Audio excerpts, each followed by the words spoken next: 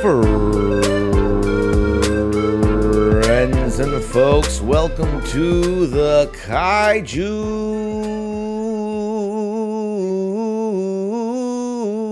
Lounge Live.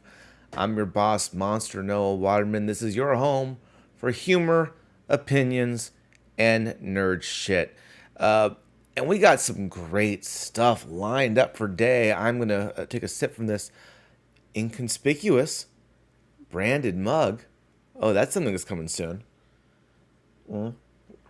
Tastes better knowing it has my shit on it. Oh, I love that.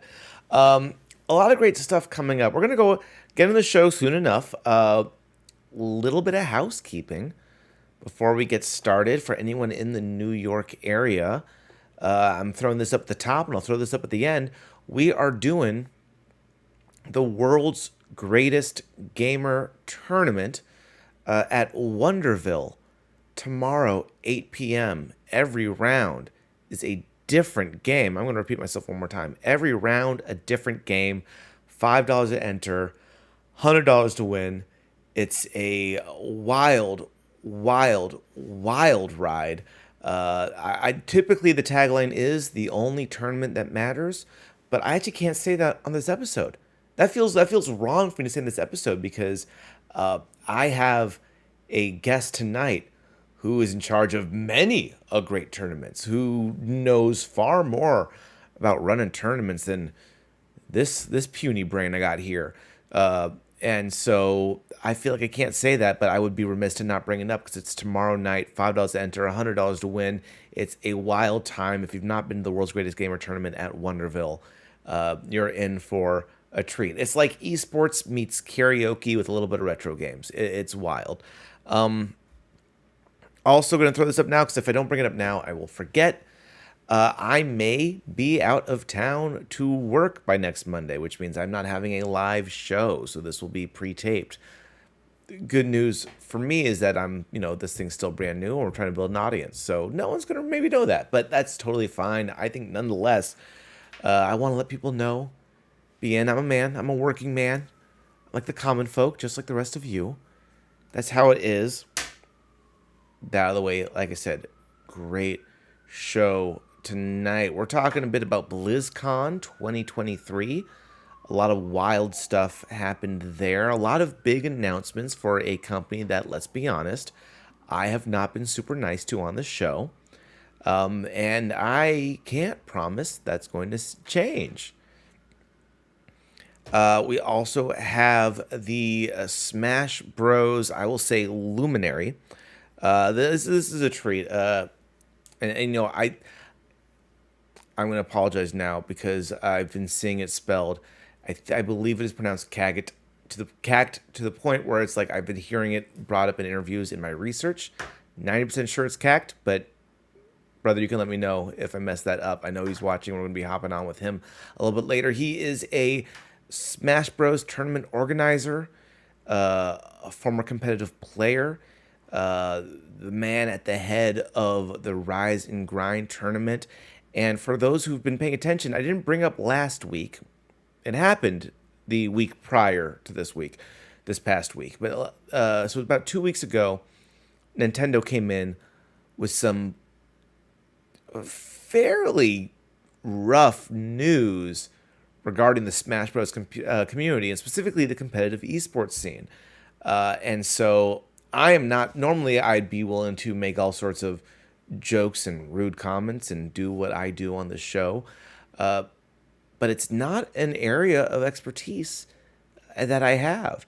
So I decided to bring in an expert, and CAGT is that expert. He's going to talk to us about his journey in the Smash community and some of the impositions that Nintendo, an otherwise great company, I have plenty of nice things to say about, consider this a dark spot, if you will, on their markings. Then for our gameplay this evening, we're playing a new game. I'm not even sure it's released yet, but I was able to hook up with these guys called Bang On Balls Chronicles. It is a lot less dirty than it sounds. I am able to show this on YouTube. I do not have to show it on my verified Pornhub page, so that's good news. Bang on Balls Chronicles. It's silly. It's silly, but that's what we do best here. So I'm excited for that. Oh. Soon to be. But I won't delay this any longer, guys. We're going to hop on into it. We're going to get into the main, that's the main attraction. This is the appetizer. The appetizer of the show.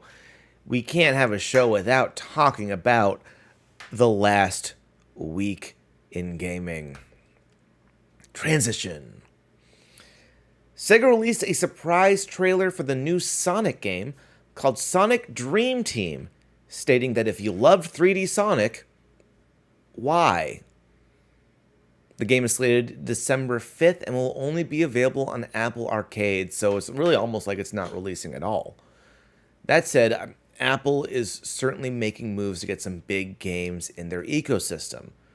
For instance, Resident Evil did just release this past week for iOS. It's interesting.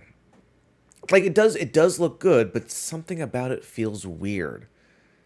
Apple's really like the rich kid's bar mitzvah.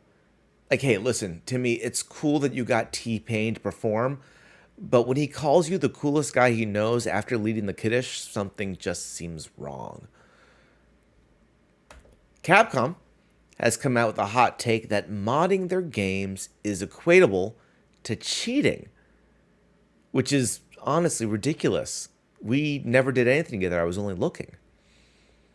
Now, Capcom primarily expressed concerns like reputational damage and mods that are offensive to public order and morals. I didn't see Capcom becoming so puritanical. Like, God forbid the modding community does something against public morals, like make a character whose entire superpower is to take other men and turn them into buxom, braless women against their consent. Or say a 16-year-old girl whose primary character trait can be defined as upskirt. Or, according to some games, another canonically 16-year-old girl fighting in a thong leotard, a style of outfit considered so risque that during EVO 2017, ESPN forced a player to change from her default costume because it went broadcast standards. But no, please, modders, don't go against public morals. God forbid. Nintendo has put in a patent that shows schematics for a dual screen device similar to the DS. Many believe that this is going to tie into the upcoming mysterious Switch 2, which, if that's the case, I imagine what the Switch 9 is going to look like. Another game developer has got hit last week as Bungie laid off roughly 100 staff members this past week, delaying both the next Destiny 2 expansion and the upcoming reboot of retro Macintosh shooter Marathon. CEO Pete Parsons tweeted, What these exceptional individuals have contributed to our games and Bungie culture has been enormous and will continue to be a part of Bungie long into the future. I mean, without them, he would not have been able to keep his salary by laying them off, so they're the real heroes here.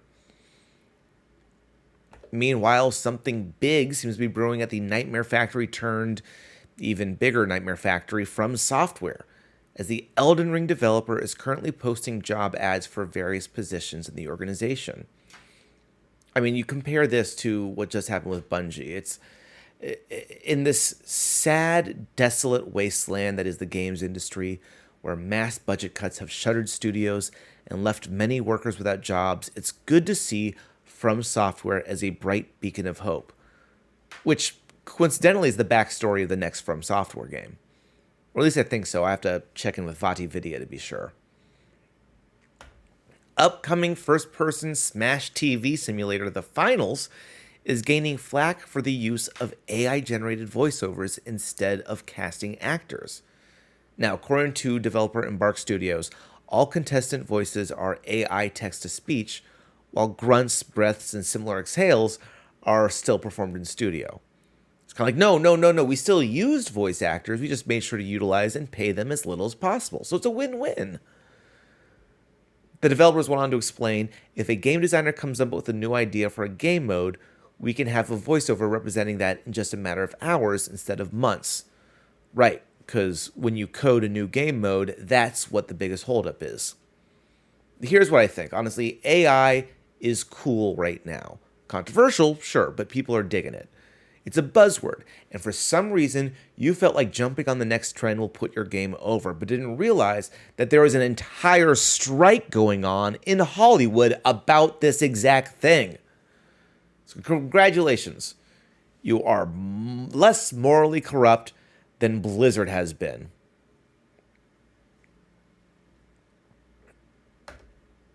For those of you who are watching, I will put this in the description below, the interview with voice actor Kyle McCarley. He talked all about the possibility of video game voice actor strike and why this exact thing is a problem.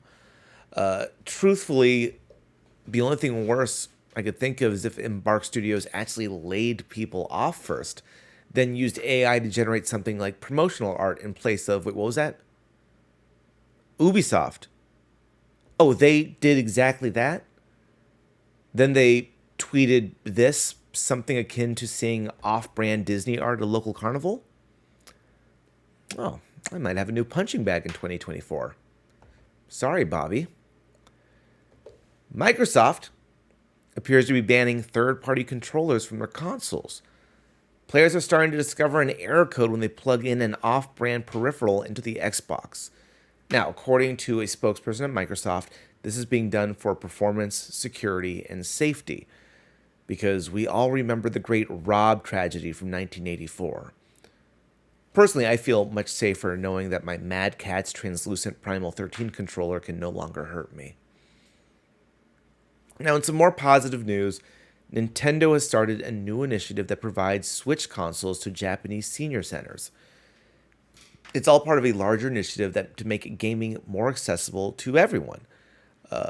Although, to be honest, announcing it at the same time as WarioWare Move feels a little tone deaf. Now, Nintendo did roll this out to a small test group and received relatively positive responses, which is better than when I handed my grandma a Switch and she called it the Mario I've wasted my life on. Twitch is reportedly pulling support for the Twitch app on the Nintendo Switch. Sorry, I gotta backtrack. There's actually a bigger news item here. There was a Twitch app on the Nintendo Switch. Now, apparently it missed a lot of the main features we would expect from a Twitch app, and so it is being taken down, which is unfortunate. Now we have to settle for watching Twitch on our laptop, or phone, or tablet, or PS5, or Xbox. A new Sims 4 expansion pack is on the way, featuring the next wild fantasy for you to vicariously live life through your sim, being a landlord.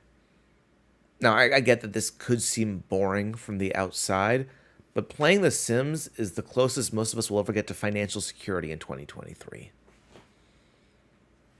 Now, near the beginning of last week, Microsoft made an announcement that Xbox Game Pass Ultimate subs will no longer be available to employees.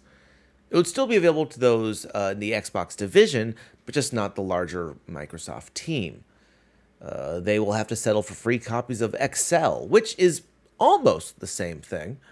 I mean, you can play Doom on Excel, but you can't do accounting on an Xbox, so who are the real winners? Now, apparently the news of this reached Xbox CEO Phil Spencer, who was confused and, after looking into it, confirmed that no changes would be made to the employee availability. Looks like someone is having a fun time on the way out of the company, huh? You misogynistic rotting raccoon carcass. And that is the last week in gaming. Guys, we're going to take a quick couple minutes break, and when we return, it's a couple minutes, it'll be like 30 seconds. When we return, we're hopping in to the joy of BlizzCon. Speaking of Bobby Kotick, right? So talking about all the fun that happened this past BlizzCon without him, thank God. And take a look at what big announcements they had in store. Stick around. We'll be right back.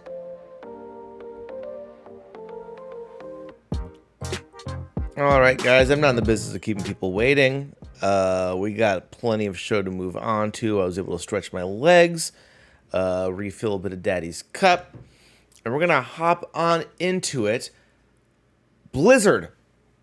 Now, I've had something to say about this company nearly every episode of this show. Somewhat because it was part of the biggest acquisition in gaming history, but also because there's no denying that Blizzard is a giant in this industry. Between Warcraft, Overwatch, Diablo, and more, Blizzard is in a league of its own. However, I will say in bringing them up so much, I'll admit I've not been kind to this company. I mean, I've been far kinder to them than they have to their employees, but the bar is low. I've shat on this company every chance I get. I've called it a den of iniquity, a hellscape, home of the human version of Garbodor. That one I just did now, but it still counts. See, Blizzard has a lot of problems, but the truth is, I hate because I care. See, I was obsessed with Warcraft 2 growing up. I pored over guidebooks for Diablo 1 and 2, completing those games with nearly every class. I would spend days building campaigns no one would ever see in the StarCraft map editor. And then there's Warcraft 3. When all my friends went to colleges and my slacker ass moved into a sad apartment near a community college, this game propped me up. Hell, last week I rambled on about how great Blackthorn and Lost Vikings were, games most people don't realize exist. See, Blizzard's entire catalog means more to me than I care to admit. And that's why I'm so heartbroken to see what they've become. Now, I hope that under the helm of Microsoft, we see a new era for this once great company. I don't expect the same company I once knew, but ideally a company better than we have. Now, I bring this up because this week was BlizzCon 2023, and the first BlizzCon under the Microsoft banner. With so many changes and games to cover, this yearly event feels bigger and bigger every year. Now, is Blizzard turning a new leaf? Too soon to say, but let's run down everything announced at BlizzCon 2023 anyway. Starting with Overwatch 2, a sequel so poorly received that it was killed an entire esport. The biggest announcement for this game would have been the inclusion of new Samoan hero Mauga, had it not been leaked and ruined online by Nintendo Switch News tab. Now, Mauga here is a cross between Maui from Moana and the Gunzerker from Borderlands 2. It's a cool character, and for people who still play Overwatch, a DPS tank seems to be a welcome addition. They also tease some looks at a new game mode, still not the single-player campaign, but that's never going to happen. A new map based on an old map, and 2 new heroes that kinda look like DeviantArt OCs, but it's concept art, so I'll be kind. Is any of this shocking? No. This game is designed to release new stuff monthly. They're going to be doing this till they run out of ideas and the next hero is Joe from accounting. But I'm sure the 8 people who have something good to say about Overwatch 2, this is exciting news. Next up, we have Diablo 4 and its paid expansion, The Vessel of Hatred. But not a lot of tea was spilled beyond the name. We know it's taking place in the jungle setting from Diablo 2, I think. Hopefully without the little pygmy monsters that made my life hell. It will also be released in late 2024 and will have a brand new class introduced to the series. Personally, with the popularity of Baldur's Gate, I'm hoping it's a bard. Like, let me charm monsters to a standstill with an ability titled Stay a While and Listen. Honestly, I've not gotten into Diablo 4 yet. I've just got too many games on my list, and as alluded to before, I'm not keen on giving Blizzard my full support. I hear great things about this one, and while I'm excited for the heavy post-launch support for a game, the line between yearly paid expansions and games as a service is like microscopically thin. Good news for me personally is that I don't have to like the game itself or even really play it to partake in that one thing I think Blizzard actually does best: lore.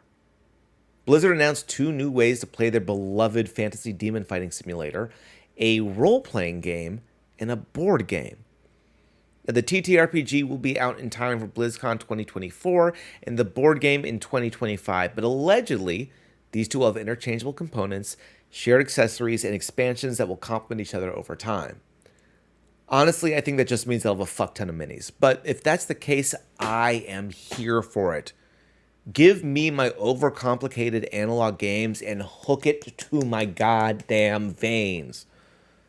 Hell, I bought the pewter miniature set when Diablo 2 came out during high school, and now, over 20 years later, I'm ready to finish the story. Next, it sounds like we have a top-down strategy game in the Warcraft universe. Like, finally. I don't know about you guys, but it sounds like such a return to form. I mean, it's exciting they would give us a deep strategy game with both a single-player and multiplayer capabilities, finally returning to the Warcraft universe, and motherfucker, it's a mobile game, isn't it? The team and I announced we were working on a brand new Warcraft game. A way to bring Warcraft with you wherever you are and wherever you go. God damn it! Now, I will say they actually did a good job during the event hyping this up. Like, it sounds like it could be fun, but the fact that it's on mobile sinks it for me.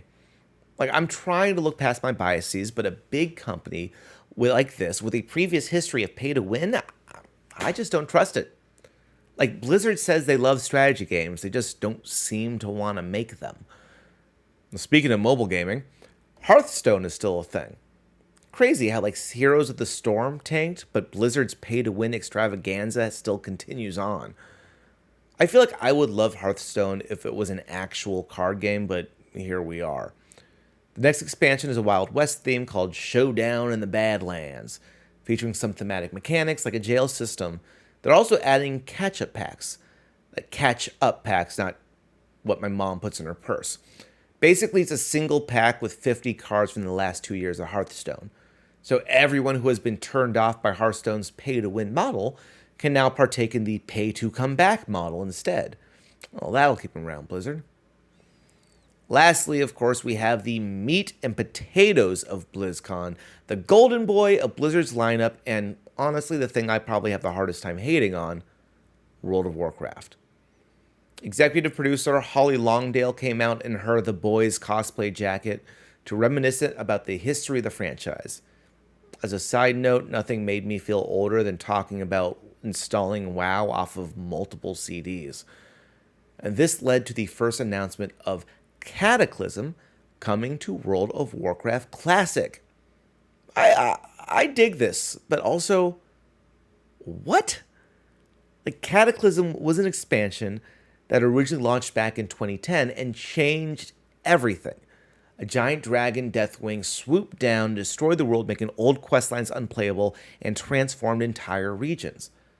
I thought the whole point of WoW Classic was to play the version of the game before they changed everything. So now you're releasing the first expansion that changed everything? Now, Holly also announced Classic will be getting a hardcore mode and a season of discovery, which will add new secrets and class-altering abilities, changing WoW Classic as we know it, which again, sounds super neat. But also, what? Like, do I have to look forward to 2026 when Blizzard finally announces World of Warcraft Classic? They then follow this up by trotting out returning executive creative director and cool dad who absolutely played in a nu metal band, Chris Metzen. This honestly felt big. Like, people were hooting and hollering before the name was even said. Like, for a guy who looks like he takes over the grill at every barbecue he goes to, and not because he was asked, he was treated like an absolute rock star. He talked about how it's been 20 years since WoW's been released, and took nearly as long to get to the point of his presentation. Like, Chris vamped so much, I assumed we were actually getting WoW 2. But instead we got the next big story, the World Soul Saga. That is a World Soul Saga. That's hard to say. Now, apparently this is more than just one expansion. It's 3. The War Within, Midnight, and The Last Titan, which all sound like they could be Axe body spray scents. The goal is to make this the culmination of the last 20 years of adventure. Kind of like Avengers Endgame if I stopped watching after Ed Norton's Hulk. Now, the most information we got was for the first of these 3, The War Within, which will take place in the depths of Azeroth. This introduces new areas, an account unifying feature called warbands, treasure hunting instances called delves, and an allied race referred to as the Earthen, which are just reskinned dwarves. Like, I'm into lore and the World of Warcraft expanding, but it's a lot less fun that there are 10 allied races and only one of them isn't a color variant. That said, as someone who has been wanting to run Out of the Abyss for my D&D group, an Underdark style adventure in the Warcraft universe seems pretty rad. Also, let's get real, guys. Anduin's hot now, right? I mean, look at this beautiful blonde god. He looks like Taylor Swift is going to break his heart. He looks like he just came off of a CW show, and this is his big break. He seems like the actor got killed off on Sons of Anarchy because this gig was going to pay better. I mean, this man is too gorgeous. For a series that still thinks bikini armor is a solid form of protection during war, I'm glad we now have a himbo at the helm of Azeroth. Although, don't get me started on Grom Hellscream. I mean, that man is meaty. So what do you guys think of the BlizzCon news? Like, to be honest, I recognize I sound a little down on most of these announcements, but I'm also coming from a place of a guy who fell off the Blizzard bandwagon years ago. Like, BlizzCon, I'll shoot it straight, was not meant for me. I'm a bitter late 30s something that refuses to let the world forget how much of an asshat Bobby Kotick is. How's our countdown looking? 55 days till he's out of office. Congratulations. The mobile stuff, fully out. Don't trust it. Don't trust mobile games already, and I trust Blizzard monetization even less. The Diablo stuff is interesting, but I was already on the fence for that game. Like, I want to play Diablo 4, but I also want to play Mario RPG, Spider-Man 2, finish Wonder, finish Starfield, unlock all forms in WarioWare, move it. So Diablo's like not on the top of that list, and this didn't move the needle. The analog stuff is the exception. I have an entire IKEA Alex unit filled with my gray pile of shame. I'm probably never going to paint it, but I desperately want to add this Diablo junk to my collection. The one that kind of calls to me here is WoW. Like, I think picking the expansion that changed everything for the version that's supposed to represent the game before it changed is still silly. But that's also the expansion that introduced goblins and where I actually fell off of WoW initially, so I am a little curious. The War Within and the whole World Soul saga sounds neat and does have me tempted. But I don't know. Like, it seems like they're doing something big here. And as a sucker for the world and lore of Azeroth, I want to know where they're going. But I can't. They want to bring me back in, but I am not that person anymore! I have no light. if you guys have thoughts on BlizzCon and everything they've been doing, please, by all means, I encourage you, put them in the comments. Drop them in the chat if you're watching live, or put them in the comments down below. Let's start the conversation. Did anything, or do you guys still have faith in Blizzard? Are you less jaded than I am? I would love to hear that out. In the meantime, we're going to go ahead on a break, and when we are back, I got the man, the myth, the legend, CAGT here, sitting down with me, talking about his experiences, all things Smash and everything in between. Stick around, folks. We'll be right back.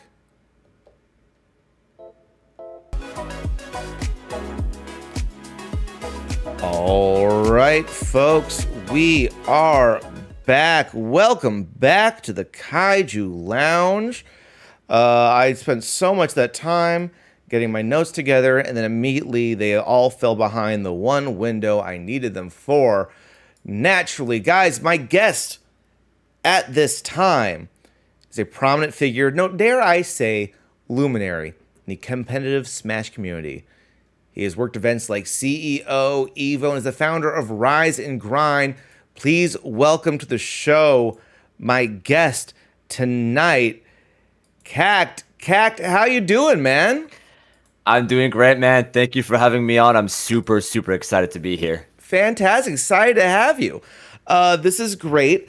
I told you off the show. I think I've even mentioned this on the show. I make no bones about where my expertise is rise and fall, but like Smash is something I've always enjoyed as a casual fan.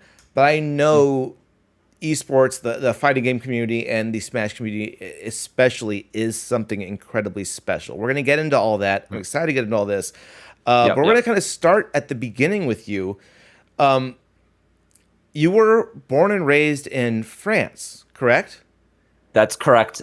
Born and raised in Paris, and I lived in France until I was about 9 years old, and then had to move to the U.S. because of my dad's shop at the time. So I've been living here since I think about 2006, but I've been going back to France like every now and then, like every summer basically, to see my brother and see all my childhood friends. Great. You're old enough that you don't have to stay, you know. I mean, like, we know where this country's going. Like, I'm just saying. Like, I mean, not that I'm asking you to leave, but I recognize that you've hit a certain point now, and you're still here by choice. That's okay. That's actually true. I've for the longest time I've wanted to go back to France because I'm like, oh my god, I hate it here. I miss my friends. I miss my brother. I was like, why am I here, mom, dad? Like, I want to go back to France. And like, by the time I got to college, it was like, it got to a point where I was like, all right, I've been here long enough. Like, my parents want me to go to college. I've learned English. I've gotten friends here. Like, I've gone through all the trouble. I was like, all right, fine. I'll give it a chance, and then I'll go and get a job in France, and then I'm, whatever. And then here I am, 15 years later, still here. I'm like, well, shit. Okay, you guys got me. It's like a bear trap. It's easy to get into, but hard to leave. So let's go. So let's get into the Smash stuff. So right. A lot of us, I mean, I'm assuming you started off as simply just a fan. What was the first game within the series that like got you hooked into it? So I've played Smash my whole life casually. I remember growing up with my brother playing Smash on the N64. Got a GameCube and played Melee, Brawl, etc., etc. But I never really got into the competitive scene in 2015 through Smash 4. I followed it a little bit before that. Like, I would watch like Evo and Apex and whatnot, but I was in middle school, high school. I didn't, my parents didn't let me go to like tournaments or anything because they're like, oh, there's a bunch of strangers, you don't know them, yada yada yada. Which like, fair enough, but I see all these like 15, 16-year-old prodigies, and I'm like, bro, I wish that was me. Could have been you. Could have been you, right? Like. But yeah, I joined the community. I was just a player like everyone else, right? Playing the game, going to weeklies and whatnot. And over time, I really wanted to learn more about how events worked, and I wanted to like help out a little bit. I wanted to just simple stuff, right? Just like help, like set up consoles and whatnot. And then things snowballed over time to where it's like I really, really got a liking for running events, and I was like, wait, I kind of want to do this full time. And it like there was a crescendo that hit back in like 2018 where I was in college studying computer networking. Okay. And I was in my junior year, and my grades were going way down here, but my esports like love went like all the way up here. But I didn't tell anything to my parents. So one day, a week before Christmas, I get an email from my college saying that I got kicked out because I had a shit GPA. Oh no! So I went down to the living room and was like, "Hey, mom, dad, so I'm not in college anymore."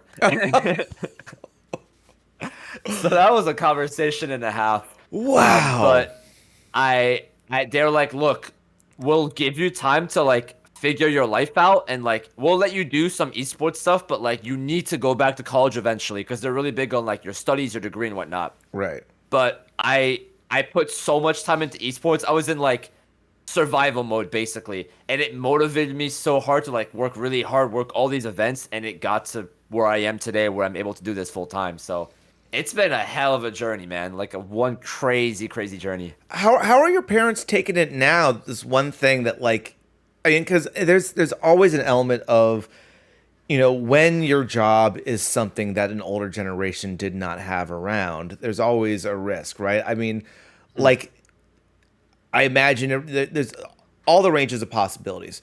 Your parents could treat it like, wow, look, this is a new field. You're at the forefront of something that's awesome. Or they can think you might as well be in the porn industry. Like, I feel like it's like one or the other, right? Like, how now that you are making money, now that you are actually kind of like being successful in this field, how are they taking that? Like, do they view gaming differently, or is it truly out of their wheelhouse? In the beginning, they were pretty hesitant, and they're like, I don't know, it's just a hobby, you're just doing this for fun, blah, blah, blah, blah, blah. It's like a very long time to like actually convince them. I'm like, no, I can do this as a full-time job and as a career. And nowadays, they're very understanding, they're very supportive. They actually came to Rise and Grind both years, which was really, really amazing. Oh, that's awesome. They're, play? they're still a little... No, they don't. They're just nah, they're spectators. There's still a little bit of like... like I still have to explain to them how stuff works in the community and whatnot, but like they've been now they're very supportive, but it took a very long time. Like for a while, like my dad, I don't want to say didn't respect me, but you know, it's such a new concept to him that he didn't understand that you could make money from video games. Yeah. And he was like, well, don't you need a degree? Don't you need to go to college? Don't you need a 9 to 5? And I was like, no, like you can do contract work, you can travel all the time, yada yada yada. So it's I think it just came from a place of like just genuinely not knowing about it, more so than them not respecting my passion, if anything. Yeah, I mean, I think that makes sense too, right? It's like because in the early stages when you're not making as much money or maybe not living on your own, it's like you don't have the proof to show them what it could be yet, and they're not gonna. Yeah. They're not going to Google search it. I can barely get my dad to get off his flip phone. Like that's just like Yeah. that's just a generational thing that's going to happen. So but it sounds like they've accepted it. They've gone on. They have, yeah. You know, both, you know, your family all being from Paris originally, does gaming in general kind of have a similar stigma in both the US and Paris that you've seen? Like, is it, because I mean, I'm going to age myself here. I'm a child of the 80s. And like, you know, there was definitely, even in high school, it still wasn't, in like the early 90s, late 90s, early 2000s, still wasn't cool to be a gamer. And now I think it is very different. But like, has that trajectory matched overseas as well? Or is it like a little more acceptable? Is it a little less acceptable?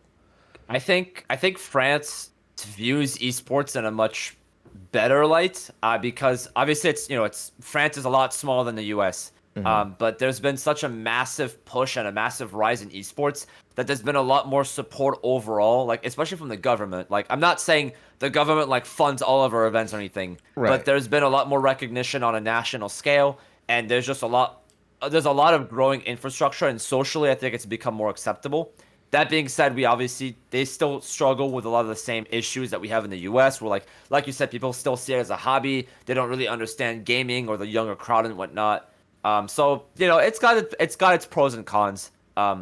But at least like, you know, I think it's just gonna take a long time for the older generation to really understand that. Like, I mean, it's the same thing of like, I feel like it's the same thing with the music industry, right? Like, back when like rock and roll and rap and all these like new genres came up, like nobody respected them. But nowadays, it's like, yeah, if you want, like, there's famous rappers, rock bands, and whatnot. Like, I think we're just going through like such a massive cultural innovation that it's just gonna take a couple generations to really settle in and be like fully accepted. Right. You either die the hero or live long enough to tell kids to get off your lawn.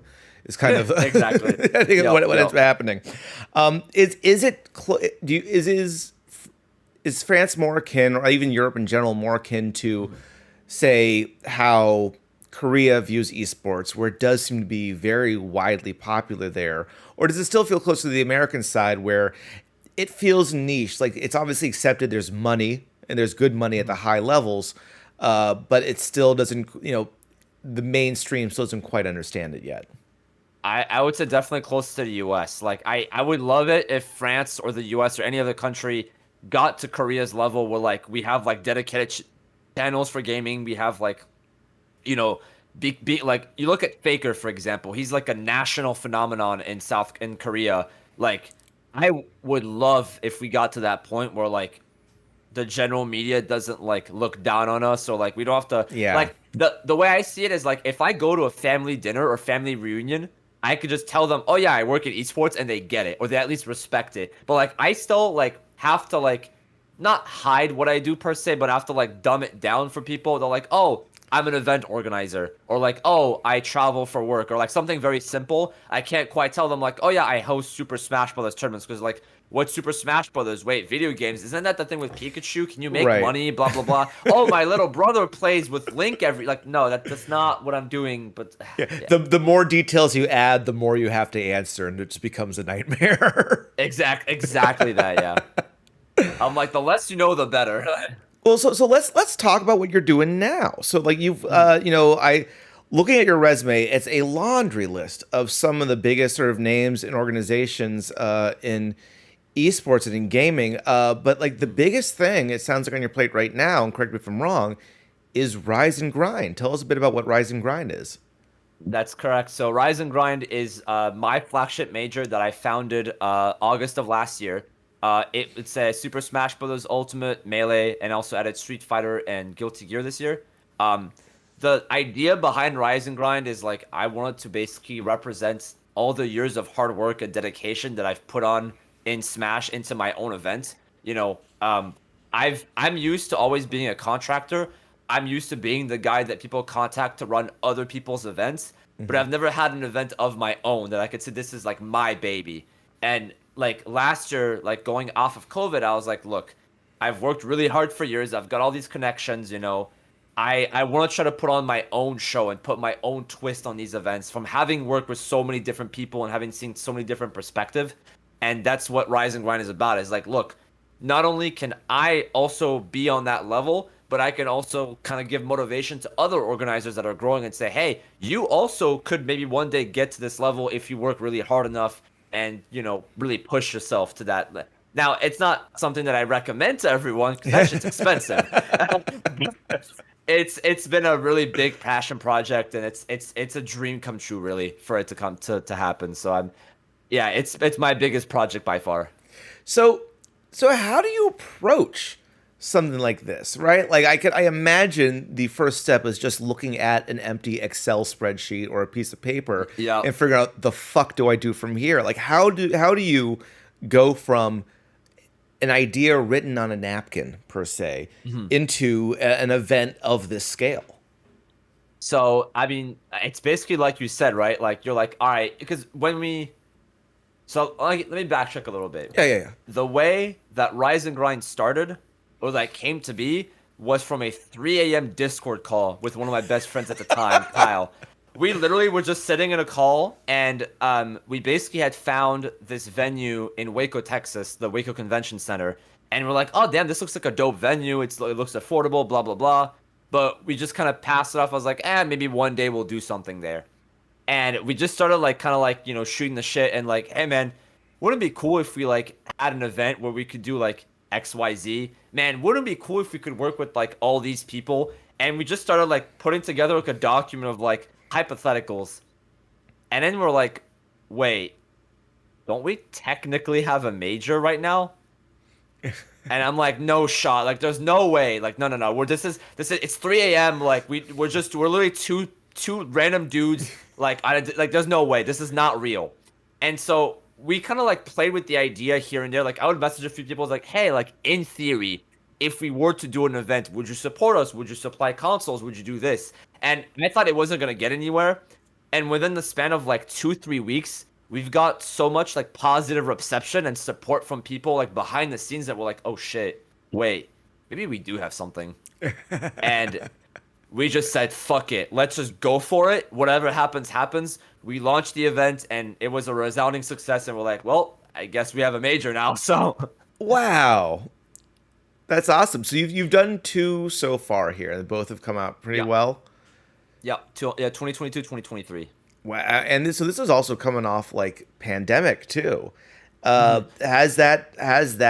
I mean, I imagine that was already tough for the industry because everything had to move online, but like Mhm. starting something new post pandemic, Mhm. when there's already other established stuff out there, was there like an extra layer of struggle with that, or did you find it was easier because people were like ready to get back into person? So I think immediately off of the pandemic, it was, I don't want to say easy, but it was definitely a lot easier to host an event because like everyone was so hungry for events, right? Mm-hmm. But I think for me, the way that it helped Rise and Grind, get off the ground is because a big part of my career, weirdly enough, is thanks to the pandemic. So before COVID, I was still like a TO and I would organize events, but it was more like local events or like regional events. And I Mm-hmm. was only just getting to that like national level. And then COVID shut everything down. And I was like, well, shit, okay, there goes my career. And as the online events like blew up and we had like thousands of entrants every single day, there wasn't really a lot of people that were willing to like make the dive and like really figure out how to run these events efficiently or keep the community alive. And so I was like, look, I'm not going to sit on my ass for 2 years wondering what the hell I'm going to do. I don't want to put everything I've worked so hard on to waste. So I just dived headfirst into the online era and I was like, let me just figure out how to run an online tournament and kind of take that mantle. And Mm-hmm. so I carried that momentum from running all these online events into offline and say, hey, I can also do offline events, by the way. And because I had built that rapport with the community, it really helped me kick off Rising Ground because like, oh shit, CAGT is his own major now. Let's go support it. And that's how things came to be. That's great. That's awesome. The online stuff. What are and again, I am coming in as a full noob here.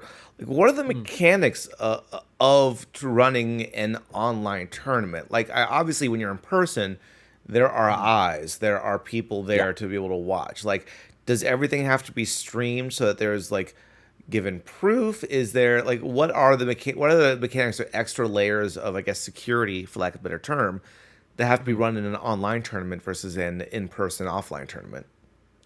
So the obviously the biggest thing is with online events is like you don't have 1,000 people in a room, which sounds obvious to people. Like obviously yes, but the biggest thing is because you don't have those 1,000 people in a room, you can't control a lot of what can happen. A lot of these people are like at home, they're on Discord, they're on Twitter, they're streaming, there's whatever. So you have to keep your eyes in a million places at once, and it's a lot harder to make an online tournament feel like an actual event because it's like, well, I could just play my matches and then once I'm out of the tournament, I just click out of the tab and go do whatever. So it's Yeah, much harder to kind of foster like a community and say like, hey, we're here for this online tournament. We're here to celebrate. We're here to keep ourselves busy. It's it's that social aspect that's missing that's really really hard to replace, and so we have to find ways to basically make up for that, to either make the tournament really dope, to add a lot of prizing, maybe a lot of like cool, like I don't know, events on stream. There's a lot of ways that we basically have to get really really creative. And it was just a way for us to hold on during the pandemic and say, look, I know we're all at home, I know it kind of sucks right now, but like we're still a community, we still support each other, let's push through this as one unit. that's great. That's great, and it's just a wonderful example of like how that level of ingenuity could help bring gaming is supposed to be something that's positive, and like I'll be the first one to shit on whoever does something wrong in the industry on the show nonstop. Oh But yeah, no, for sure, yeah. but like in the end, gaming is meant to be a net positive in our lives, and at that time, it was a time waster while we were all stuck at home. To so be able to still build community using it is honestly, I commend you. Incredibly impressive during that time. Thank you. I appreciate it. And so back to Rise and Grind. When roughly in the year does Rise and Grind happen? So, we had it in August for the first year and October the second, purely because the venue wasn't available. But we're Mm, looking to be a consistent August stop every year. great. All right. So uh, with it coming in August, Mhm. you are obviously now subject to the restrictions Nintendo is putting in place. I believe November Yep. 15th is the day. Yeah. I only have a small. I'm going to just read a small list of some of the stuff here. I know there's plenty more, but I believe these new guidelines. Smash tournaments are limited to 200 participants. You can't set prizes above $5,000. Unable to have sponsors. You can't use modified version of games. I believe you can't charge more than $20 per enter. Like there are a lot of stuff on here. How? Like what are the? Let's. I mean, I could go. We could go through the rules one by one, but then we'd be here all night. What are the rules specifically that I think affect you with relation to Rise and Grind, and what are the ones, if they're not the same thing, that you feel like are the biggest offenders, the worst problems here that Nintendo has set forth? So the biggest thing with these guidelines, and I think the scariest part was that these came out like completely unannounced, right? Like none of us knew this was coming. There was no prior announcement. None of us were warned. It was just like, here you go, guidelines. Shit. They throw this out there in less than a month, and I'm assuming, correct me if I'm wrong, these tournaments take far longer than a month to put together. Oh yeah, way they take it's like upwards of a year even to like fully plan out and develop. So it was definitely really scary, but after like really kind of like processing it and talking with people and really looking into the finer details, the guidelines essentially mainly apply to the smaller events, right? Like your local events, the guys that like in the card shops and whatnot. If you're looking to go at a like a bigger scale, that's when licenses come in, and you have to apply for a Nintendo license. And then when you apply for that license, you can essentially contest some of the given guidelines and say, well, I can't charge $20. I need to charge $60, $70, $80, or like I'm obviously gonna have more than $5,000 in prizing. Are you okay with that? And so it's just about having that conversation with Nintendo, just getting the approval from Nintendo essentially. But the biggest question mark right now for organizers is we don't know when the application process is coming out. Like they said early November, but we are in early November. Yeah. And we don't know exactly what having the license entails. How much can we adjust based on having the license? Like, is it a 1-year license? Is it a one-time license? Like, there's still a lot of details that's like unknown. So I'm not explicitly worried because of the guidelines. I just need to know, like, okay, how much leeway can we actually get by getting a license from Nintendo? And once I have that information, then I can figure out, okay, can I still make my event happen? Do I have to adhere to Nintendo? Can I, what's going to change, Especially like for Ultimate at least, we're the newest game, we're on Nintendo Switch. I think there's a lot more freedom. But I'm thinking for like an older game like Melee, where they have their own community rules and they have their own culture around how to run these Melee tournaments. How are they going to play with Nintendo? Is Nintendo going to be cool with, all these different modifications and whatnot? Do we have to go to like pure vanilla Melee? Like, there's a lot of questions, really. Right. So the license thing, I assume the guidelines were new. The idea of having a license in the first place, is that also a new thing that wasn't around before? So events having a license is not new. There has been a few bigger majors that have had Nintendo licenses, but usually you've had to kind of like contact Nintendo separately or have a contact there that you can talk to and get approval from Nintendo, but it wasn't required. It was more of like, I think it's really once you reached a certain threshold of like once your major got big enough to where it really got Nintendo's attention, then you needed to have that conversation. But most events didn't need to have that conversation beforehand. Now it seems like almost everyone who wants to organize anything more than like 20 people has to go through Nintendo to get a license. Got it. Okay, so you anticipate having to go through getting a license for Rise and Grind, big enough venue, and then hopefully you can be able to bypass all of these things. Because getting a venue, like getting any convention center in general, like they're huge, they're big, spaces, and they cost a lot. For these smaller guys, and you having done more local stuff prior to your work now, like. What does this mean there when it's your small local towny tournament? Like, does this put a damper on growth, on people being able to either make a career out of this and slide through, or being able to slowly grow from a town tournament to a city tournament and kind of expand that way. Truthfully speaking, I don't think that these guidelines will necessarily like kill weekly like local events because there's so many happening every day. It's impossible for Nintendo to like keep track of everything and try to like Fair. police all of them. Like you can't do that. I think it's meant, I don't want to say as a scare factor, but I think it's meant for Nintendo to protect themselves because I think what they're probably afraid of is like, let's say there's a local tournament that happens that has like Nintendo's branding on it or like something Nintendo related, right? Imagine like a local town organizer who doesn't really understand the legalities and the logistics behind it, does something really stupid. Some news media makes an article about it, it blows up, and now somehow, some way, Nintendo gets dragged into like, hey, how did you allow this? When they had no idea it happened in the first place. Right. That's my guess as to why they're putting their foot down. But at the same time, a lot of these organizers, like, we understand obviously the implications of running a Smash tournament, and we know to be careful and not do anything stupid.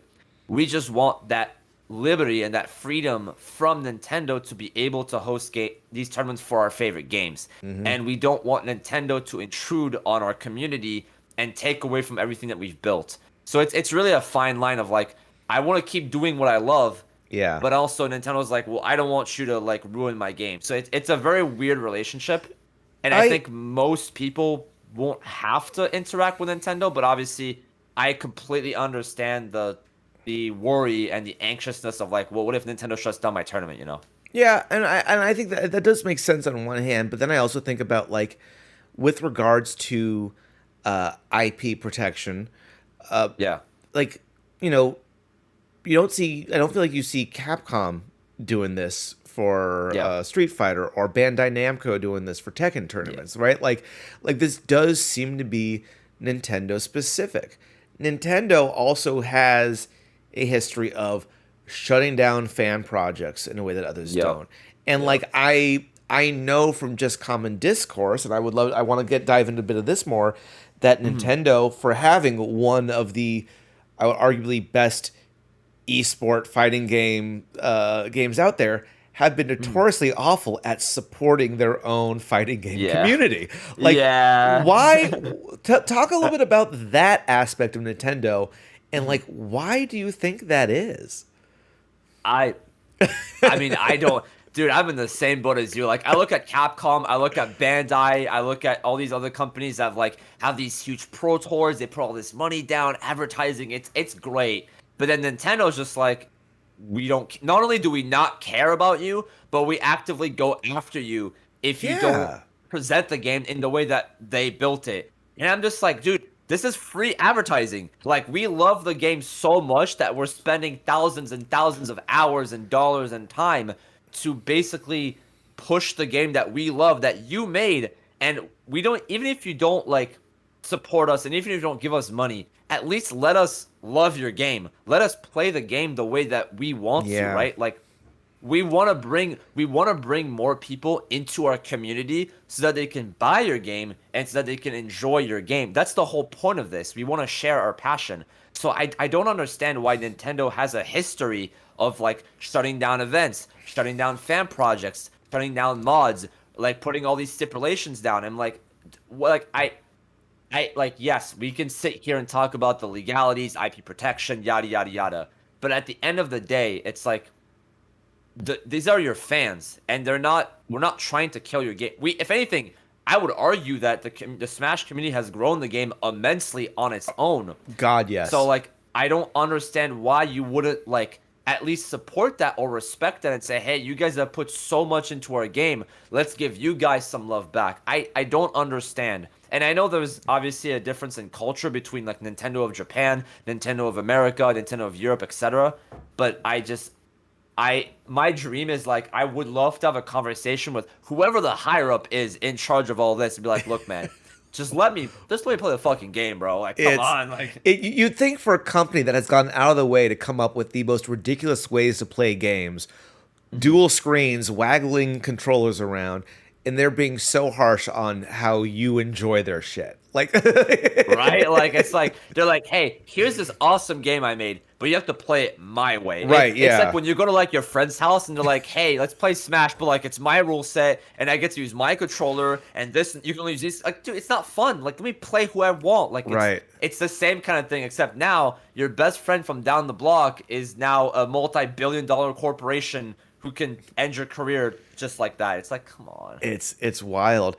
Have you had like direct run-ins or issues with Nintendo towards stuff you've put together or worked on personally?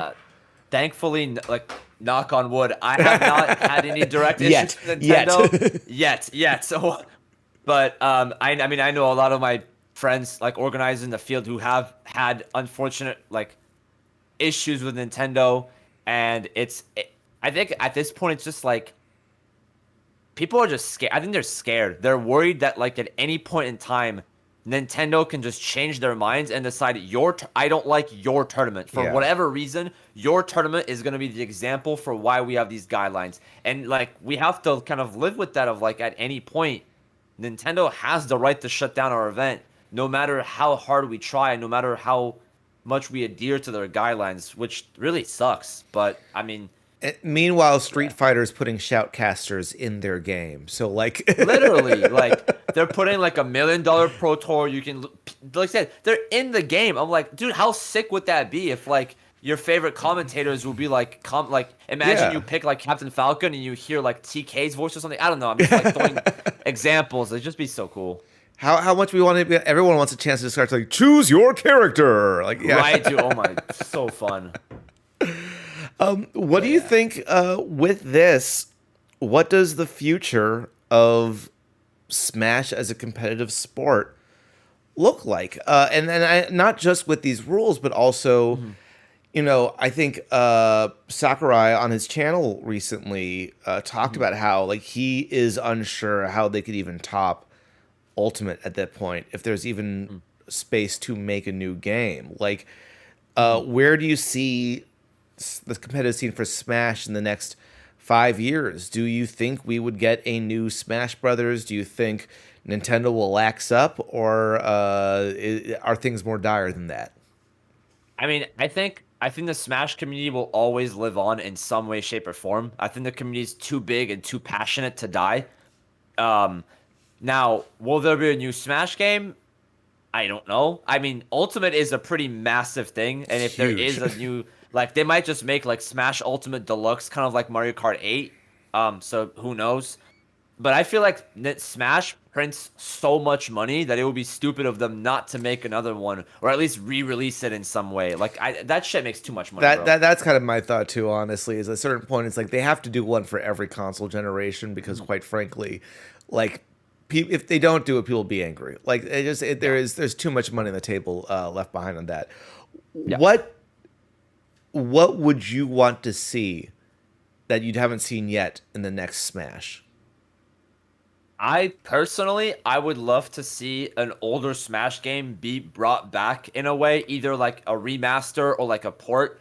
I know that like obviously Ultimate is like has so many characters and everything, but I think a lot of these older Smash games deserve like a modernized love.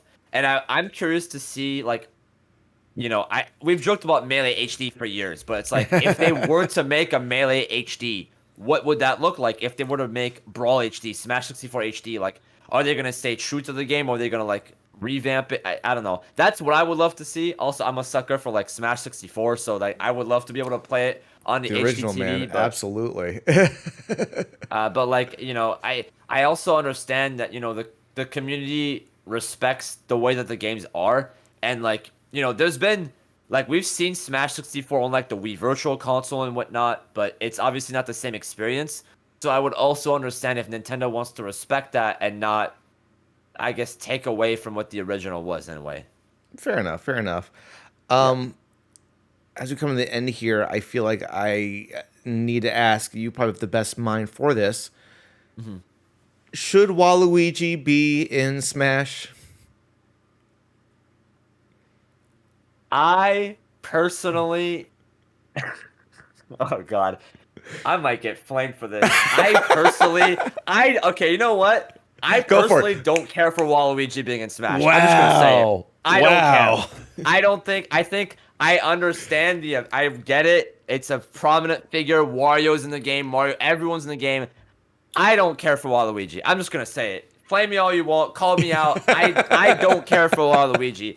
I think there's a lot of much better characters from other franchises that we can add to Smash that would be a much like my personal wish for Smash is Rayman. I would fucking love to have Boom. Rayman in Smash. Thank you. Yeah, I mean, I would love to have a new Rayman game in general. I fucking love that shit. But like, yes, 1,000%, and especially now that we just got him as DLC in Sparks of Hope. Like they got the working relationship with Ubisoft. There's no reason not to bring Rayman to that game. It just seems like he's got a body built for Smash Brothers. Like it's like, and he's already in Brawlhalla, I believe. Yeah. And like I grew up with Rayman 2 as a kid on the N64. I was like, that shit was so good. So like I would love to see Rayman in Smash. Honestly, better answer than Waluigi. I love it. I will back Yep. you up when you get flamed online. I appreciate it. No worries. All right. So, CAGT, where can everyone find you? Last little bit here. Talk about Rise and Grind. Talk about what you're working on. Let the people know what you're all about. Look, man. So we've got Rise and Grind coming next year, August 16 to 18 of 2024.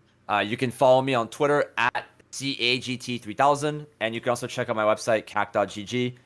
Follow me, check out the stuff that I do.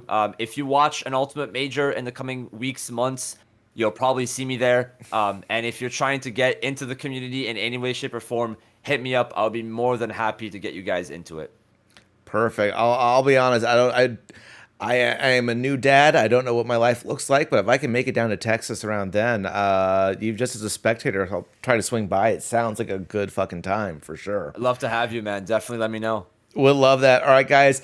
CAGT, thank you so much for being on the show. I greatly appreciate it. We'll be sure to, after this airs, put all the links down in the description below.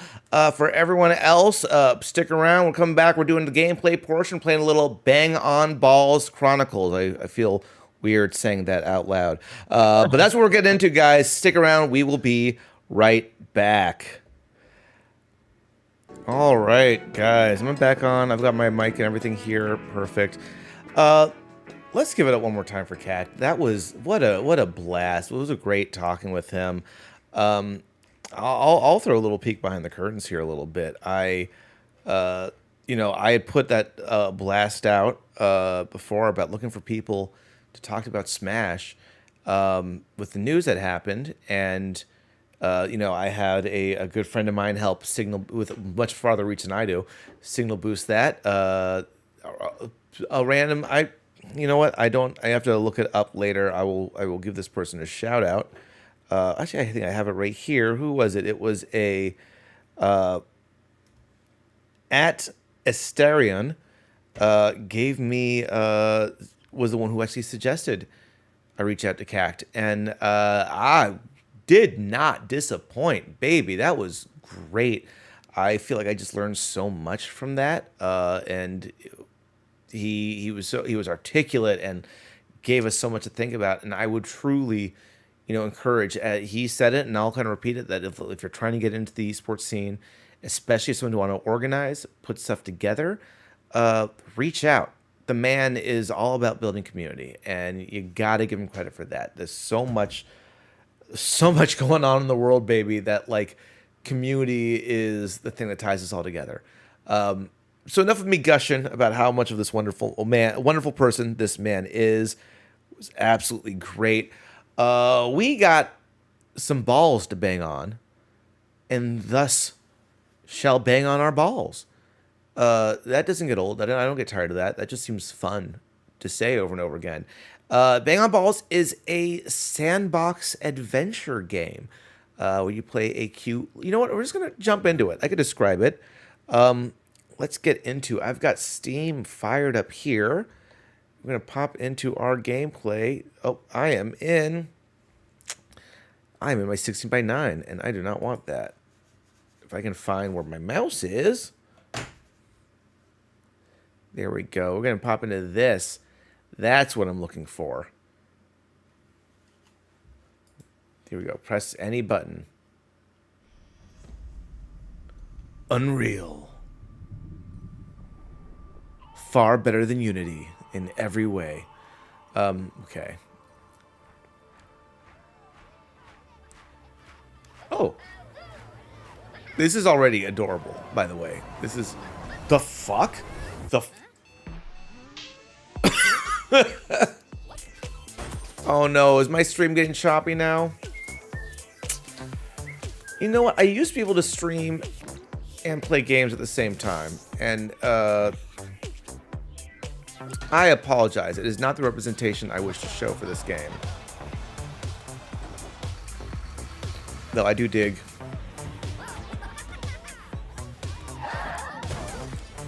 We're gonna see if we can fix this in a second, because I'm not crazy.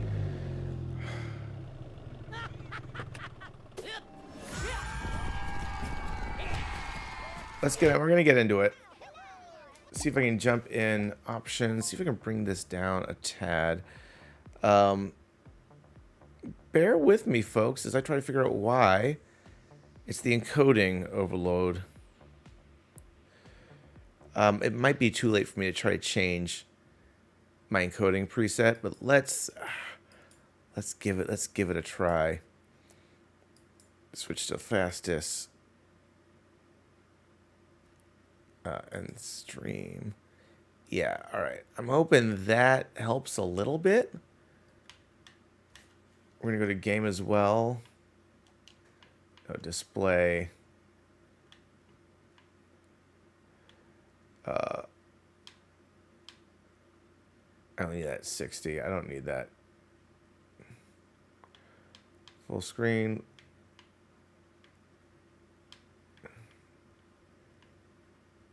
All right, we're gonna lower this down a little bit.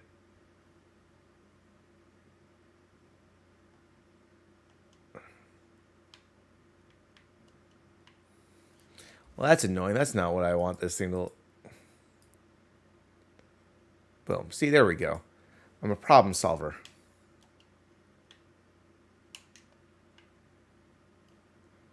Are we not getting music now? There we go.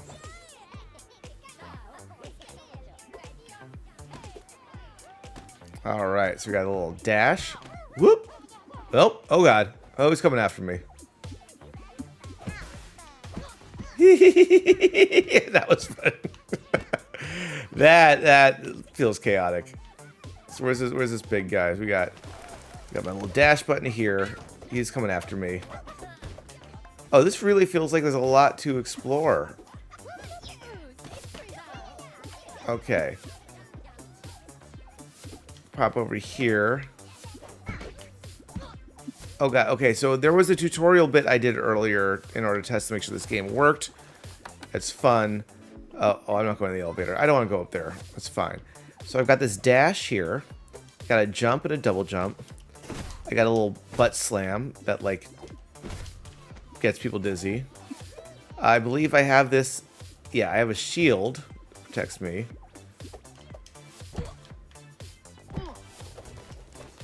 Oh, wow. Okay, that just brought me up there. So I can bounce off these guys to get a little bit more height, too, which is good to know. Here's the gold guy. Oh, wow. Okay, he just got me. There we go. See? Oh, that bounces me, too. Look at the butt on this guy. Oh, you attractive little man. You little minx. Okay, I'm just getting stuck. Alright, back here. I assume there's a dude sleeping up there, though. So now I want to...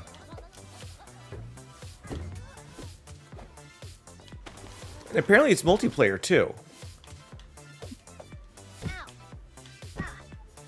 Oh, wait, can I get up here?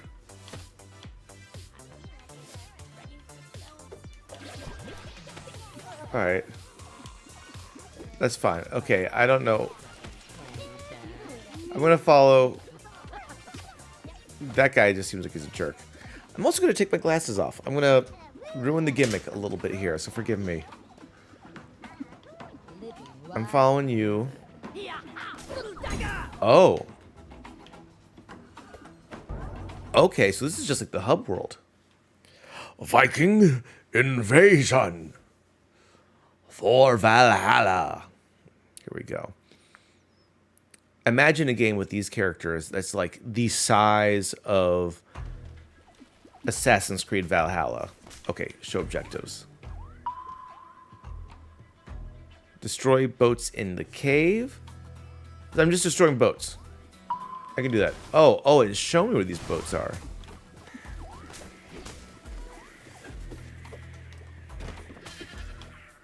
Look at these little sheep balls. Oh wow, okay, they hurt.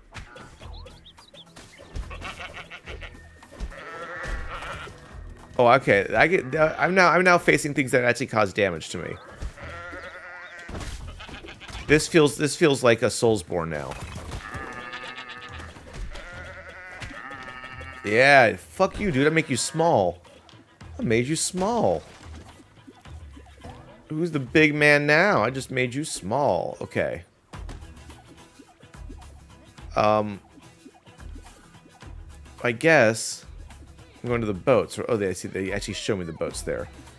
So this is what's okay. Oh, interesting. What's nope. Oh, I can swim. I think. I can swim, but I don't know where to get back to land. Oh, God. Oh, God. There we go. Okay. Oh. Okay, I don't know what that did, but I guess that was good.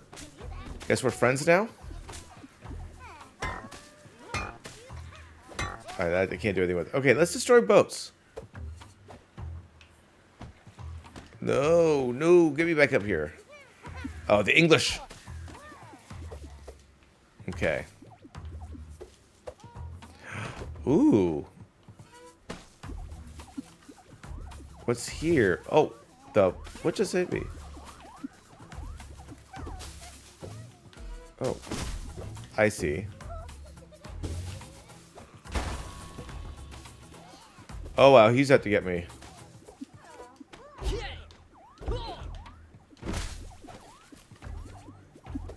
Woo!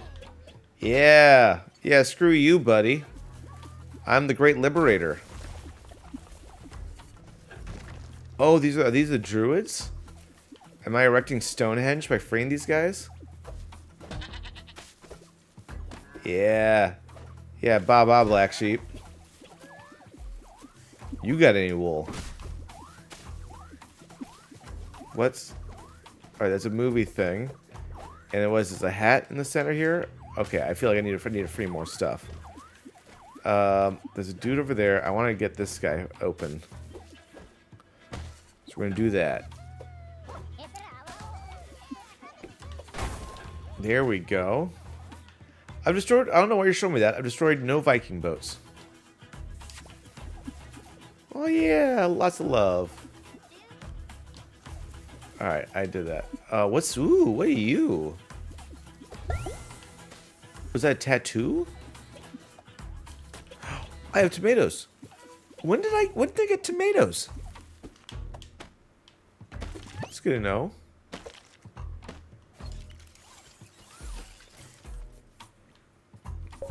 Oh yeah. Hell yeah. I'm the ball with the dragon tattoo. My favorite novel. Is Nessie back here? No, okay, I'm sure there's a giant something in there later. Right now, I gotta reveal what the secret of this, what's that? Is that a little art?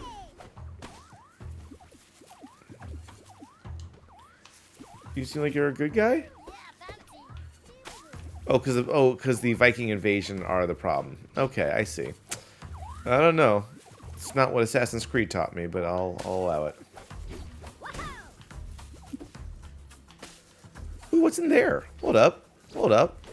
I feel like I have a mission here, and I am just hitting all levels of ADD right now. Barely can contain myself. Like, ooh, what's over here? I got a hat. you know you have a good Steam game when you get free hats. That's just a rule. I think Gabe Newell made that rule up. That if you get a hat, you can be a Steam game. Until then, don't even bother. Okay. I thought we'd get more, maybe not. So maybe I just...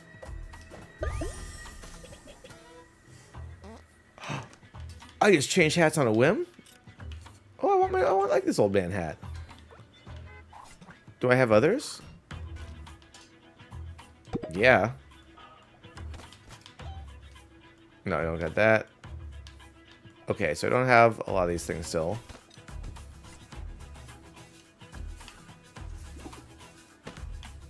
I still want to get... I guess maybe I can't get that... Alright, well, I'll come back, because I'm actually not even supposed... I'm supposed to be focusing on these boats right now.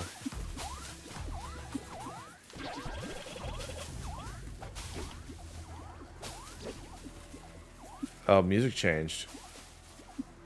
Why did the music change? Oh, I have to get oh, that's not good. Ooh, more stuff. Give me a... You got a frog hat? Yeah, hell yeah, I got a frog hat.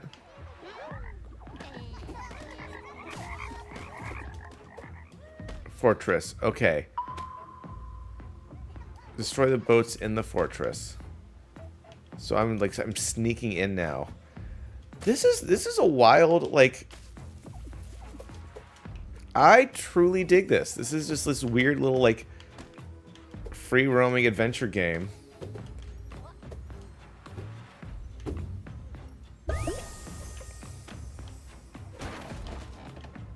Let me get that treasure. Oh, did I free him? I don't know what I did. He's not here to attack me though. But I am here for war. Oh, that guy looks big.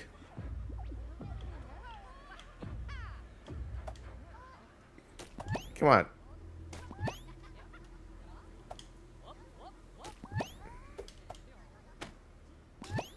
There we go. Nothing? That's doing nothing to you guys? Why do we even have these tomatoes?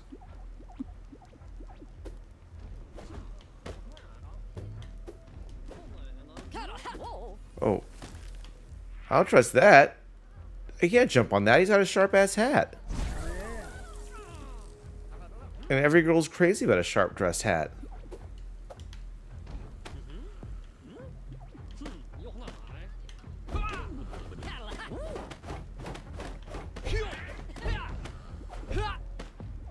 Bye-bye. Can't do anything about it now. Sucker. Alright, see? I'm already A tier at this game.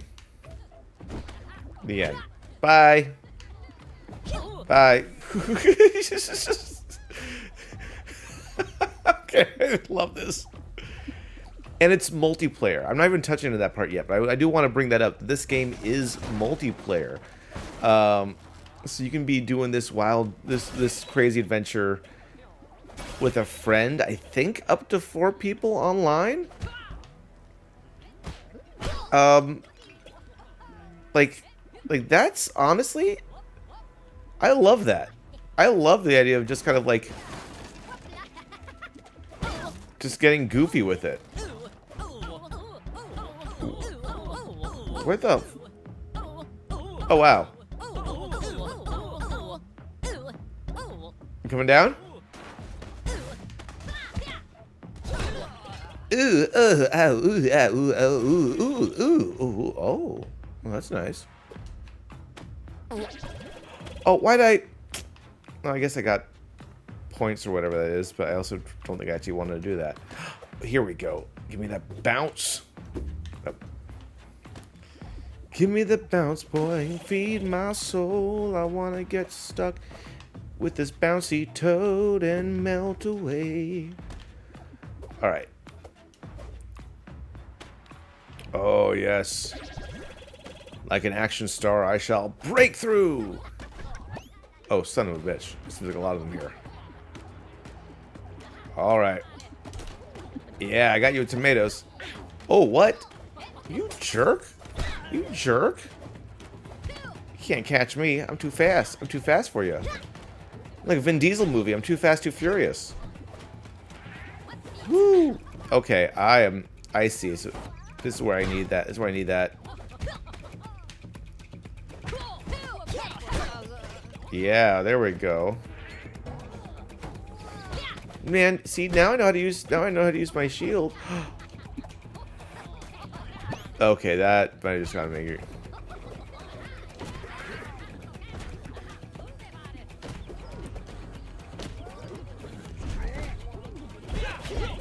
Yeah, you dumbass.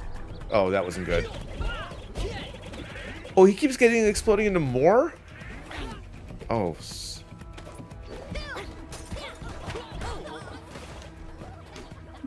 I just gotta. Okay, I don't know if there's a target or not. It doesn't seem like there is. Woo! Okay, I'm starting to get whomped. Getting a little whomped. Woo! Ooh, Jesus. Got him. Oh, give me that crown. I didn't do anything. I thought the crown would just mean no one would mess with me. Oh, wait. Yes. Ooh. Here we go. Bang on, balls.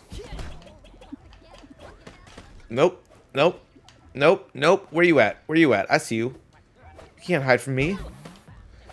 You can't hide from... I like the noises they make when they're... Are you running? Are you running? This is war, sir. Have some honor. Are there no honor in your balls?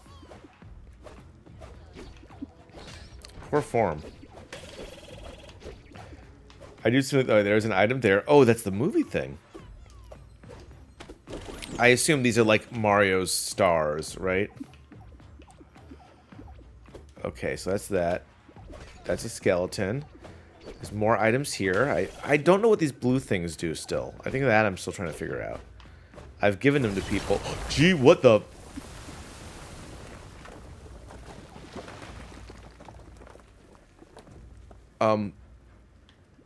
Okay, that's a freebie. Ooh. Oh, oh. Okay, I see what's happening now. Someone is... This motherfucker... Oh, this guy here. This motherfucker right here is dropping bombs on me. I see what you're doing, but you ain't gonna get the best of me. Oh, Jesus. Okay. Oh, he's gonna get the best of me. He's absolutely getting the best of me. He's huge. He's huge. Why is he so big?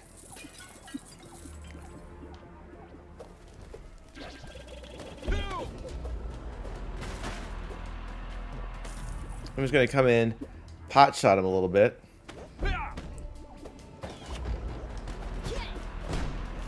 Oh, Jesus. Oh, what? There's... Oh. Well, I don't like that at all either. I'm... Okay. Is there a place I can get health? Oh, but boats are over there. Oh, I...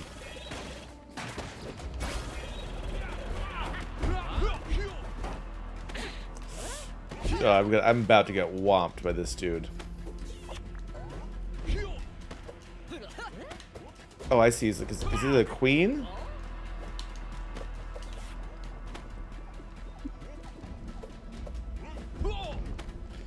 Alright, I've done some damage to him, so I might be able to do this. Yeah, see, I'm getting some work.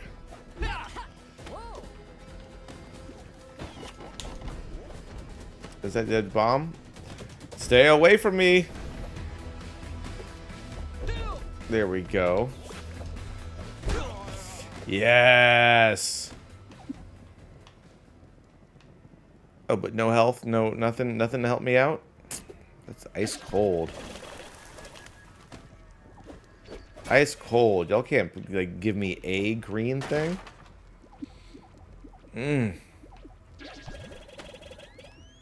Well, was that pictures?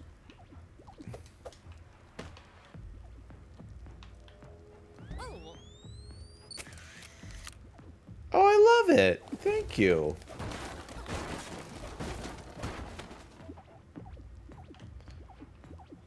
All right.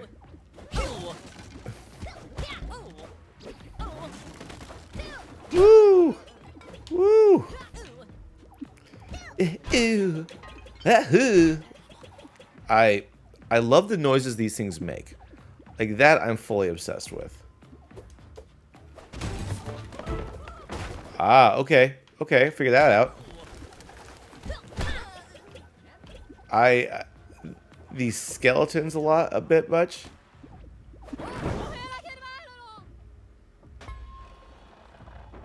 That was funny. Okay. Oh.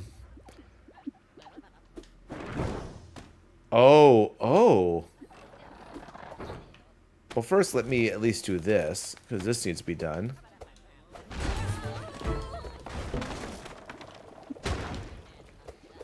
And then I'm wondering if I can get in this thing.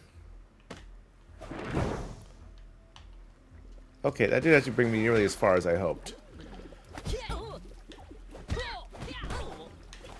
Woo! Yeah. That's right. 3 lives left, 3 health left, and I am causing damage. Bang, baby. Can I get that? There we go. Can I get that? There we go. There's one more. I see that over there. All right, let me get these enemies out of the way. What was that? No, I don't want to connect to multiplayer. I mean, I'm sure eventually someday I will, but right now, oh, I don't like that. They got the helmets.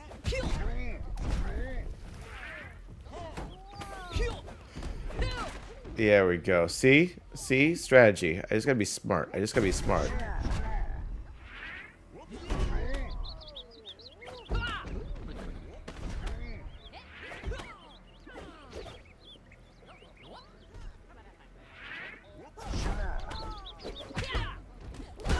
There we go. Got him. Okay, now we got this guy here.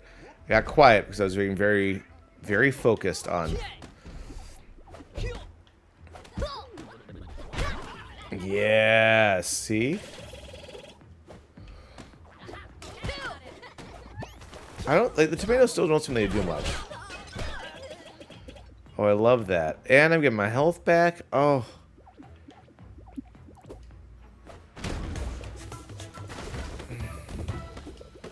I was stuck. There we go. Alright, I still need to get to that thing. I guess I just gotta...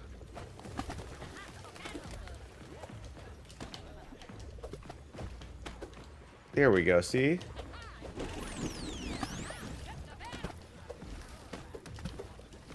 And, oh, perfect. Okay, so now I got... I thought it was a bounce there, but I guess not. But now it's raining. Okay, so I don't think there's much more I need to do here. Because now it's about finding the other boats. God damn it, it got me... It's fucking spikes. That's just mean. Oh, this gonna need my saving?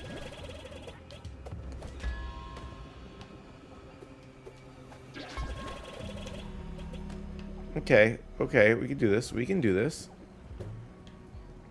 That looks like a trap I don't want anything to do with. There's a lot of that here.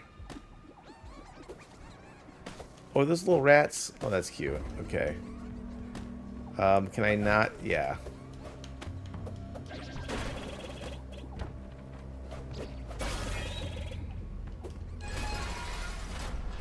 I don't know what that did, but alright.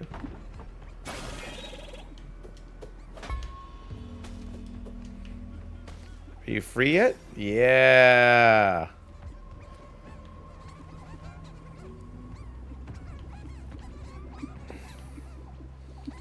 Can we get... Oh, you know what? I was probably about to free him out there. And Jesus Christ. He was going to cause chaos in here, but now he really can't. Oh, that's too bad. I like they included that. I just wish I had known. Ooh. Ooh, what are you?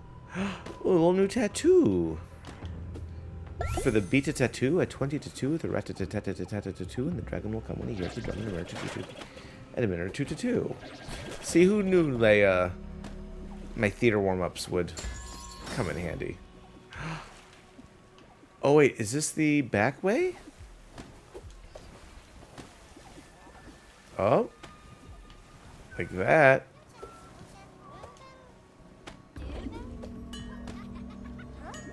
They're the good guys.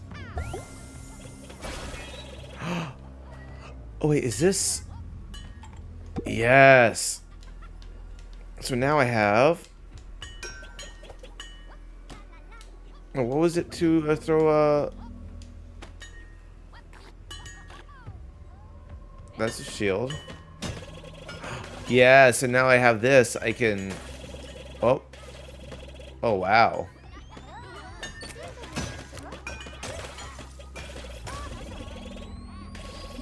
That's good. And useful, I feel like. If not, it's also making me dodge super fast now. Let's go. Okay, up and at him. At.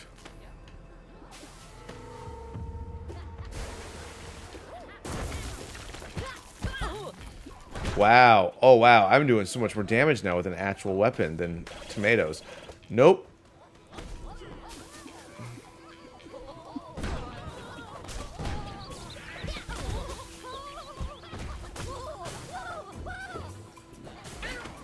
What? Whoa, what the?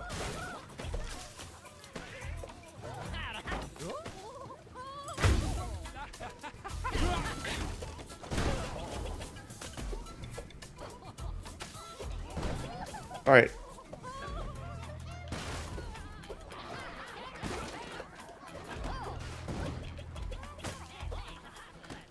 I'm so confused what's happening right now. Oh, but I've taken that. I just knocked down the entire wall.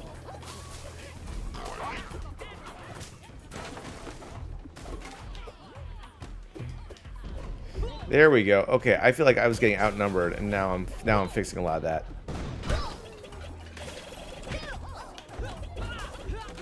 Oh, oh, the damage I'm causing. Oh, the humanity.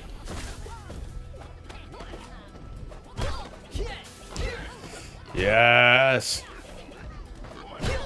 I am unstoppable God. Oh, nope. I'm being stopped. I'm being stopped. Very plainly.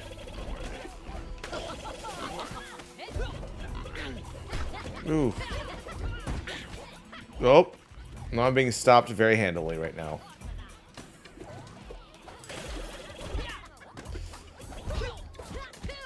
I am so outnumbered. It is not even funny right now.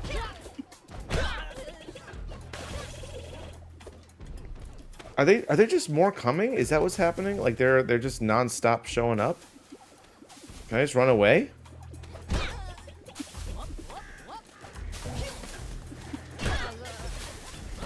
Come on, guys.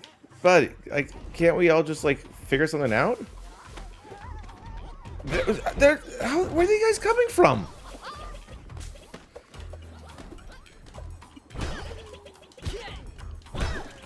There we go. Mario style. Did I just, like, knock all their asses out together? Oh my god, yeah, I just, like, ruined these fools. But we still got this guy. We still got, through the fire and flames here coming at me.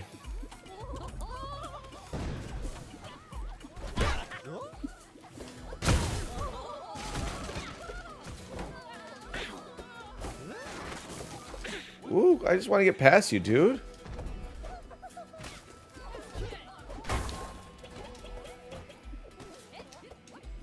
Woo, there we go, bouncing around. Bouncing your heads, bouncing your heads, bouncing your heads. Oh, yeah. Oh my god. I made your lives hell.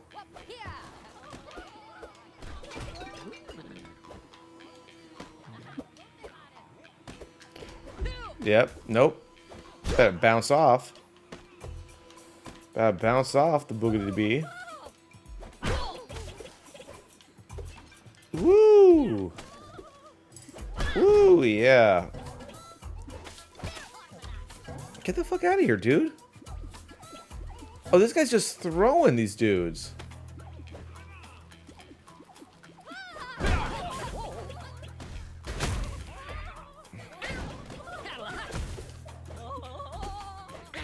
Oh god, I need water. Jesus.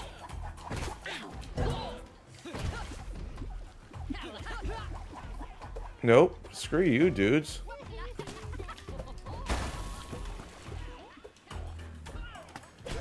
Yeah, there we go. There we go. I'm losing sight of the objective. There we go. Let's. You know what? I'm tired of these Vikings. I want to get these motherfucking Vikings off my motherfucking feet. Are those seal? Those look like. Oh, those are adorable. Oh, I love those.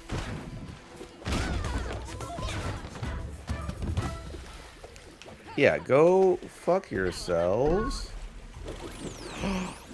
Bouncing off their heads. This is great. What is this? Oh, yeah. I get another tattoo. Fix me up a little bit. Oh, I look like a true Viking now. What else do I got? I got...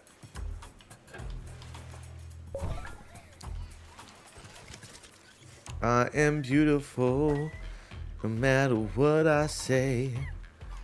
Words can bring me down. Oh, I can't even see what I look like because I got the chair in the way. I just farted. I can hear that. Okay. Alright, I do want to finish off this boat adventure. If I don't get distracted by everything around me first.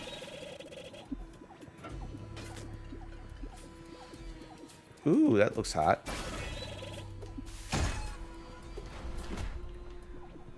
Oh, I see. Oh, that was a button. That was the hardest button to button. Okay. Let me free my fellow countryman. Nope.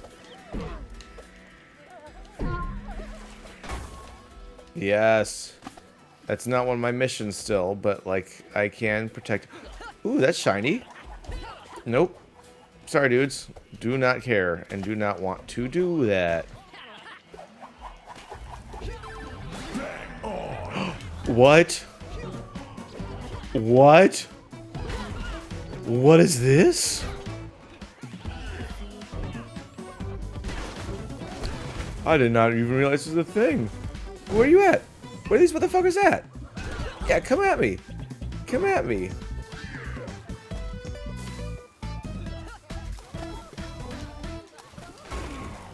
Oh, damn it. Alright. I got 3 at the beach. Oh, I see. Then I got... Ooh, nope. Oh, I have to get... What's this doing?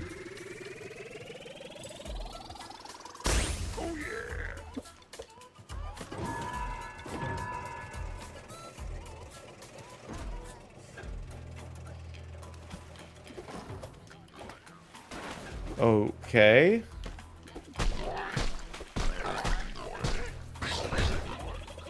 I got the right to face a pig boss.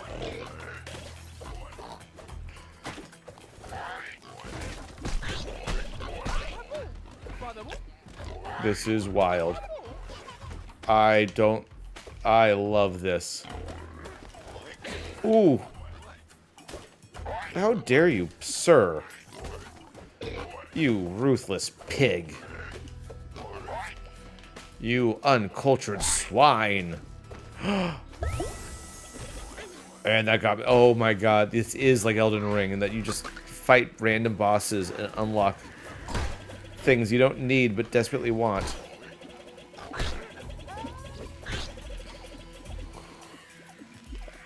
I just get so much joy out of this. Okay, I need to... Boat's over that way. I've been... Oh, well that's not... I don't like that. What is love? Bollies don't hurt me. Don't hurt me no more. Bum, bum, bum. Whoa, whoa, whoa, whoa. Whoa. Ooh, what's this gold dude? Yeah, you know I'm gonna ball you. I'm gonna bang you. Oh, I don't know what that does. Do I have a little dude following me? I have a little dude following me now? Guys. It is well past my bedtime, but I am loving this. What? Oh, he's gonna phalanx me. Oh, okay. I need a... Yeah, you know...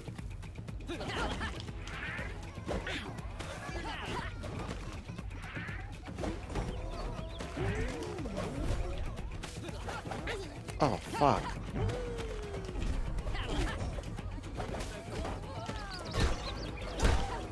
Okay, I see what...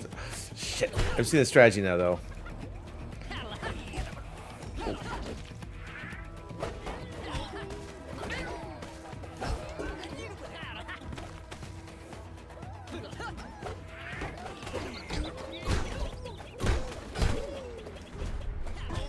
Okay, see, we're getting somewhere. We're getting somewhere. I'm figuring this out.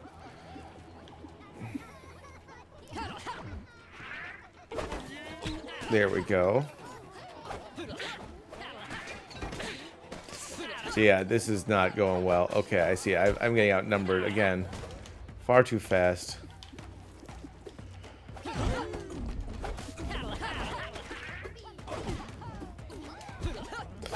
Oh, I didn't even think about bouncing on him. Why are we all go jumping so high?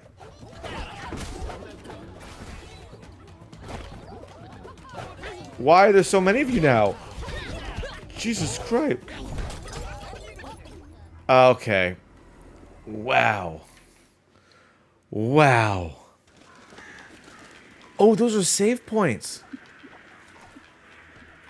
Oh, I would have seeked those out far sooner, but you know what? As much fun as that was, now I will honestly say, ton of fun. I think I need to call it for the night, guys. This is Bang on Balls. Bang on Balls Chronicles. A lot of fun. I really enjoyed this game. I dug it. I think it's a blast. If you guys want to check it out, I have a link to it in the description below. Click on that. I think it helps me out a little bit. So please, if this interested you at all, and I hope it did, because honestly, it is weird. It is silly. And it's a ton of fun. And isn't that how we describe the show? A little bit, don't you think? It's what I think. So yeah, that's I think check out Bang on Balls Chronicle. I can only imagine it's more fun with friends. I imagine it's silly, it's goofy, and it's wild. So check it out. There just seems to be so much to do. Like, yeah, I had a mission, but you saw how much more there was to unlock and discover and play around with. It truly is a comedy Souls-like in a way. As I feel like the best way to describe it. I dug it. I hope you guys dug it too, guys. I hope you dug the whole show. This was fun. This was great. I honestly feel like this is one of the best shows we've done so far in this series' tiny little history. One more time, I want to say thank you, CAGT, for hopping on with me to talk about Smash and all the drama happening there. It was fully enlightening. If you guys were into that, please give him a follow. But also tell me, what other esport communities do you want to learn more about? Do you want to, dive into? Is this something that entertains you? If so, I can skew in that direction and bring more personalities from that world on.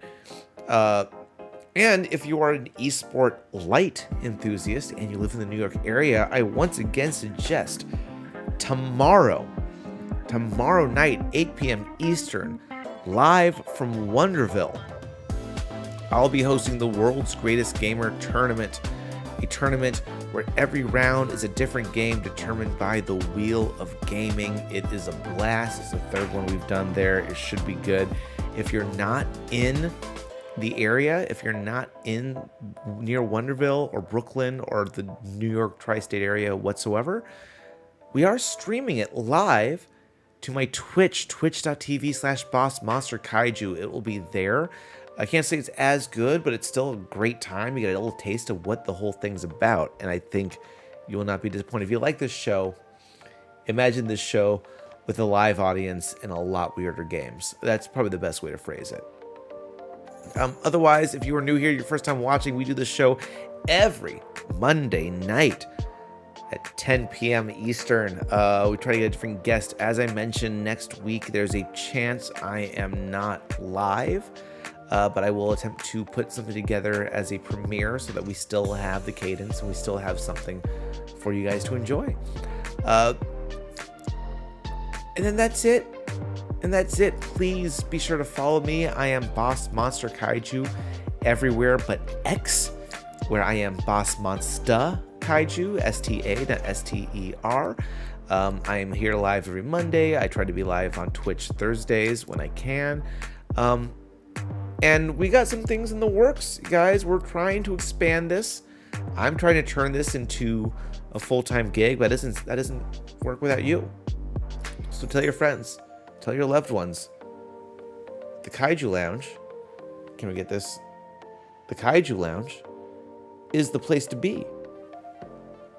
And until next time, all I can really say is stay cool, stay hip, stay heavy. Good night, folks.